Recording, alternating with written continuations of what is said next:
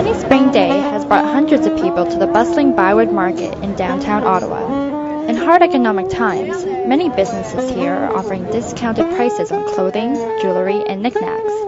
But are sellers noticing more penny-pinching Canadians trying to negotiate lower prices? Not a lot. Not too much. Not too much. Sometimes they do it, but not much. Haggling for goods has been a way of life for centuries in many cultures around the world.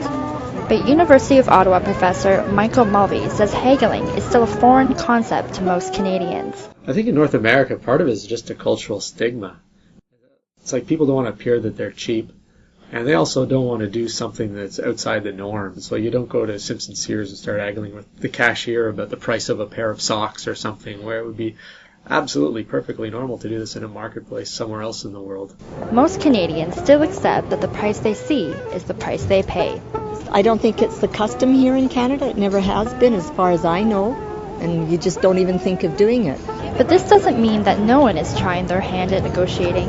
Yeah, I'll bargain. Like about 6 months ago, I bargained for a belt. They wanted $35, I got it for $25. Mulvey says if the recession continues to take its toll on the pocketbooks of Canadians, more people might choose to give haggling a try. Companies are going to continue to make things, but there's going to be fewer consumers that have the money or the inclination to buy them. And so when you have surplus goods, it's very empowering to consumers. They can start to put the screws to the retailers.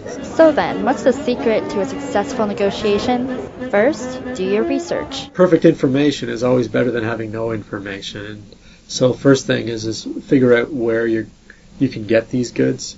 And so the more that you can make them seem like a commodity, that's going to give you a leg up in the negotiations. Second, don't start off a negotiation by setting the price too low. The seller will think you're not serious about the product and don't appreciate its value. Well, you should always bargain, but don't go so low that you embarrass yourself. Because you have to keep in mind that they have to make a living too. Finally, saying a kind word or two can go a long way. You compliment the person that's selling the goods and you show genuine interest in it, sometimes that'll get you access to something that's maybe in the back room. But if all else fails, find a mentor who can teach you the art of haggling.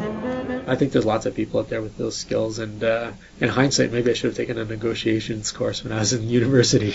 Highly recommended. For Capital News Online, I'm Kristen Cucan.